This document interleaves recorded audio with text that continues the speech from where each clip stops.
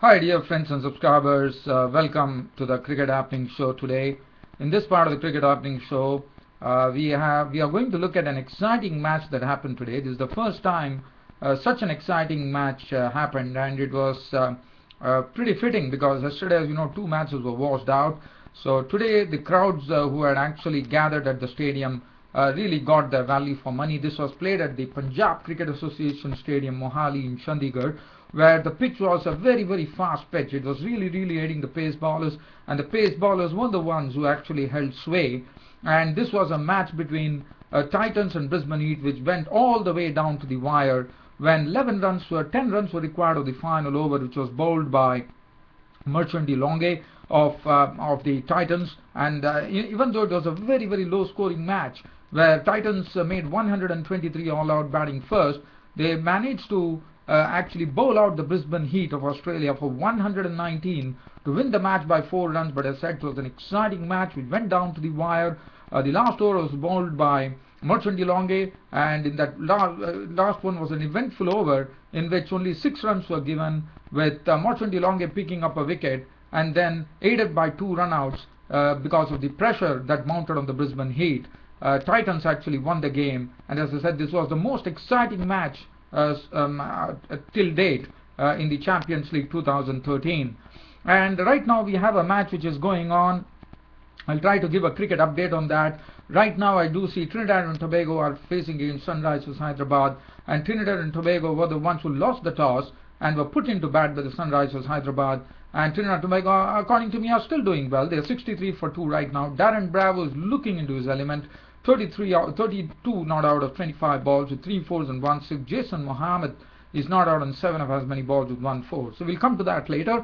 But as I said, first let's get on to the game and see what really happened at Mohali in Chandigarh, where the first game, first match of of today was played between Brisbane Heat and Titans. And for Brisbane Heat, they had Matthew Gale actually making his debut, and he bowled splendidly. What a wonderful debut Matthew Gale had. In fact, Matthew Gale bowled 2.5 overs, no maidens. He took 4 wickets for 10 runs. He was the one who actually provided the breakthrough by first getting the wicket of the Titans player Jacques Rudolph, who was caught by Saber with the bowling of Gale for 1 of 3 balls, of 3 balls. So that was the first wicket to go. And after that, it was pretty tough going because the captain Henry Davis, as you know, is a very aggressive player, and he got a good company in Hino Kuhn, and both of them really started punishing the bowling. They went after James Soaps and Alistair McDermott, who probably is a very nice bowler. He bowls very well, but today McDermott was really not really pitching. I mean, he was not really bowling the right line, and he was punished pretty severely, with Henry Davids also smiting him for a 6 over long on. And in fact, Kuhn was also pretty equal. Kuhn was pretty much dealing in boundaries in his knock, and both of them had taken the score from 1 for 1 to 70 for 1 to the 10th over. So they did their job, and it was good to see that both of them were playing, even though this pitch was, as I said, was a very fast pitch. It was really aiding the pace bowlers. So it was pretty sad to see Alistair McDermott being punished in such a fashion. And Henry Davids contributed 39 of 31 balls, 5 fours and 1 6, and he was out he was run out due to a misunderstanding with Hino Kuhn. He was gone for 39. Hino Kuhn contributed 31 of 27 balls, very hard hit 31 of 27 balls with 6 fours. A.B. de Villiers also did his job of picking up 28 useful runs of just 19 deliveries with 4 fours, and he was also run out. And suddenly when A.B. de Villiers went, the score was 107 for 5, and it was pretty tough going as far as Titans were concerned. Later on, there was not a single person who could reach double figures, because it was Matthew Gale, Christian, who actually ran through the lower half of the Titans innings, with Real of Vandermeer out for a duck, Behardine out for 9 of 15 balls, David Weiss was out 4 balls, just hitting 1 4. Mosil was out for 6 of 9 balls with 1 4. Markel was out for a blob. Marshall Long was not out of a blob, and it was Rowan Richards who was caught in bowled Gale for a duck, and 123 all out. And Matthew Gale, as I said, bowled splendidly on his debut, on his international debut. 2.5 overs, no more than 4 for 10. James Hope's 4 overs, none for 26. Alistair McDermott, totally off colour, 2 overs, no more than none for 22. Daniel Christian bowled 3 overs, no more than 2 for 16. Ben Cutting bowled 2 overs, 1 for 23. Nathan Horridge bowled very economically and picked up a wicket too. A very important wicket of Real of Vandermeer for 1 for 14, 1 over for 12 runs. So 123 on this pitch, and probably Brisbane Heat would have fancied that they could easily win the match. But as I said, there was definitely something in for the pace bowlers, and that's what precisely happened. In fact, Brisbane Heat, even though the score was, they had a very low score to defend.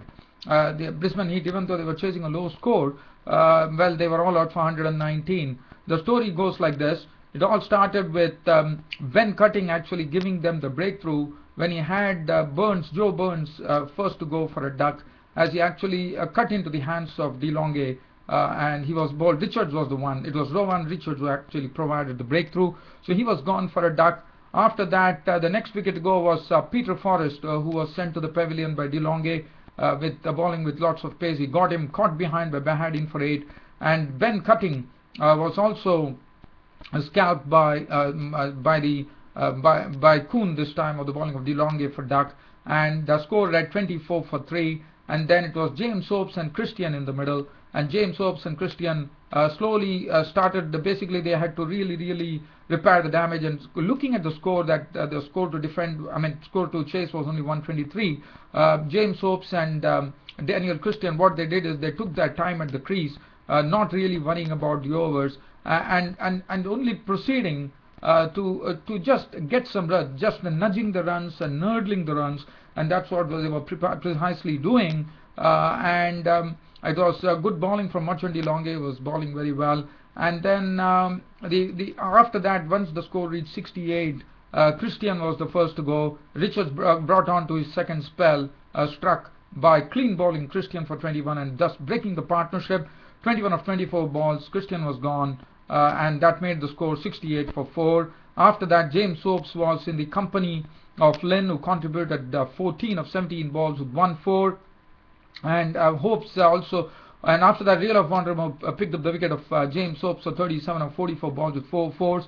And when James Hopes and Lynn was gone, suddenly there was pressure, as Hartley was clean bowled by Morkel for 7, and suddenly the pressure started building on the Brisbane Heat. Now after that, Saberg was run out for 19 of, and this is the time all the drama started. When Hartley left, the score was 104 for 7, and that was the 19th over. Let's look at the 20th over. What really happened? As I said, the match went all the way down to the wire. Even though the runs that were required were not much, in the last over 10 runs were required. And let's have a look as to what really happened as far as this particular innings was concerned. Now, just talking about it, it all started with the last over, as I said. In fact, just let me just talk about the 19th over. Once Hartley left, it was Saberg in the middle, and Saberg got a ball on the leg stump, and he actually smited that for a 6. That was hit, absolutely picked up, and deposited over mid-wicket for a 6 by Saberg. So that was 19th over. So that really lent a sort of hope for Brisbane Heat. And in the 20th over, with the final over coming up, now I'm going to narrate the final over to you. 19 overs were gone, and Brisbane Heat 114 for 7, requiring another 10 runs to actually win the match.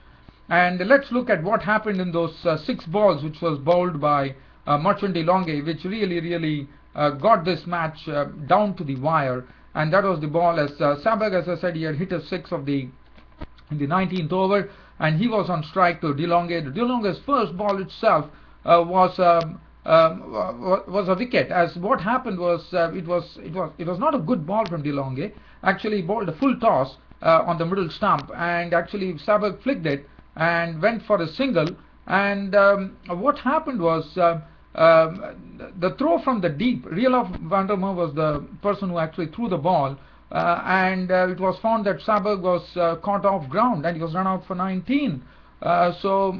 In fact, the only error happened to be that Saberg wanted to go for the second run, probably wanting to shield Horwitz there, but that was the one which really put pay to Saberg. So Saberg was run out for 19, and with that the equation became 5 balls, and they still needed, one run would have been taken. So basically they still needed 9 runs of the other deliveries. And the second delivery that De Longe bowled to Horwitz, and Horwitz was going back to the pavilion.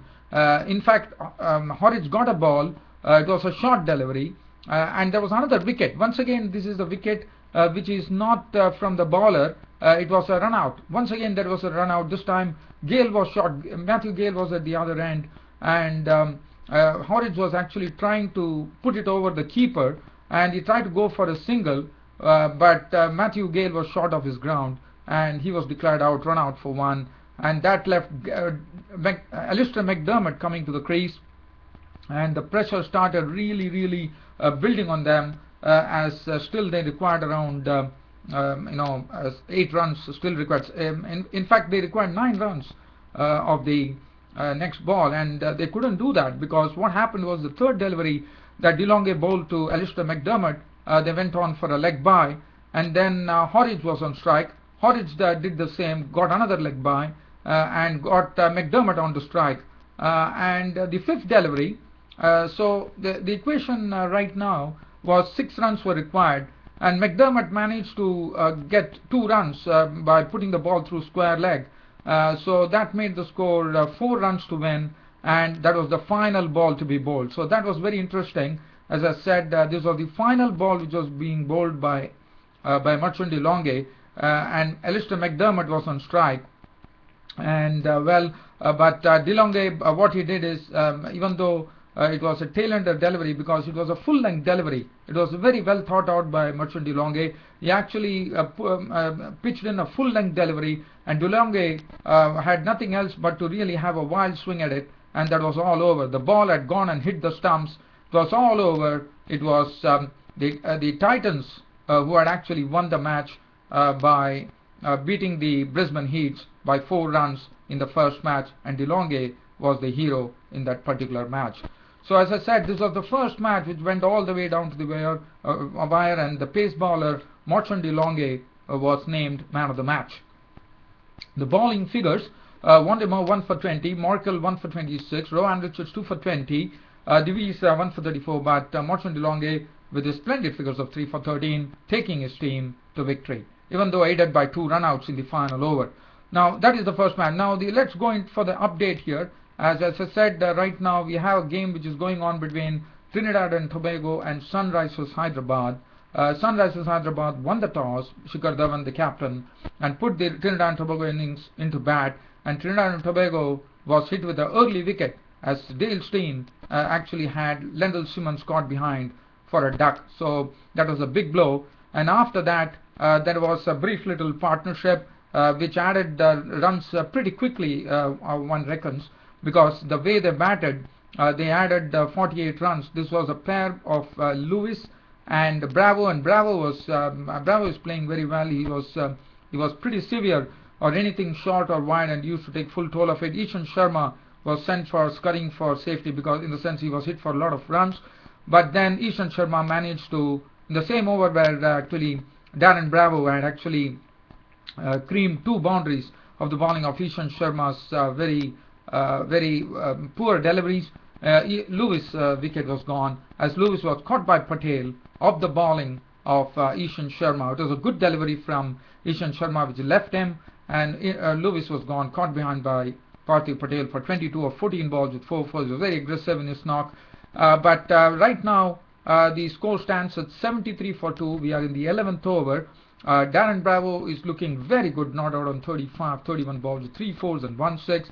Jason Mohammed is also looking quite compact at the crease, not out on 13 or 15 balls with 1 4. 73 for 4. We are in the 11th over.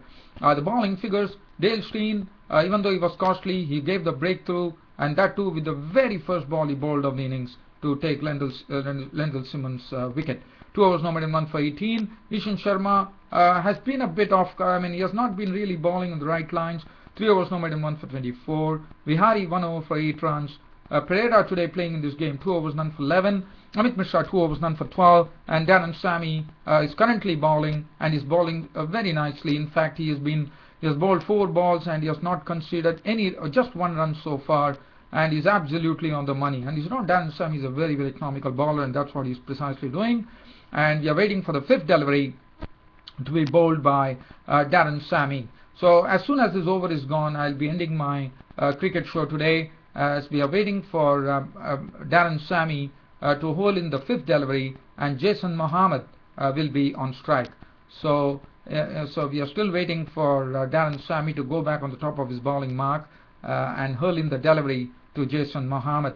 So as I said, I will wait till Darren Sammy completes this over. So with the end of the 11th over, I'll be leaving you, dear fans, friends, subscribers, with this little cricket update. But as I said, we had a wonderful game. In the meanwhile, in comes Darren Sammy, bowls to Jason Mohammed, and this is a ball outside the off stump, and Jason Mohammed manages to push the ball into the point area, but he won't get any runs for that. So the score stays for Trinidad and Tobago at 74 for 2 in the 11th over, and the run rate currently for the Trinidad and Tobago is 6.72. I think that's a good clip right now, as in the meanwhile, Darren Sammy comes in and bowls the final delivery to Mohammed. And what an over from Darren Sammy, bowling his first over pretty economically, just giving away 1 run, and he didn't give anything on the scoring area. It was very well bowled by Darren Sammy. Darren Sammy's first over, just giving away 1 run. And right now, as I'm going to leave you, dear fans, friends, subscribers, from the Cricket Happening show here, with this cricket update, which is happening here with Sunrisers Hyderabad and Trinidad and Tobago. Trinidad and Tobago losing the toss and put in by the Sunrisers Hyderabad are 74 for 2. Darren Bravo 36, not out of 32 balls with 3 fours and 1 6. Jason Mohammed is not out, 13 of 19 balls with 1 4. And that is the match situation. Well, dear fans and subscribers, I hope we all enjoyed my cricket show for today. Thanks for your company, and thanks for regularly watching Cricket Happenings. Your host Ram will see you tomorrow. Thank you.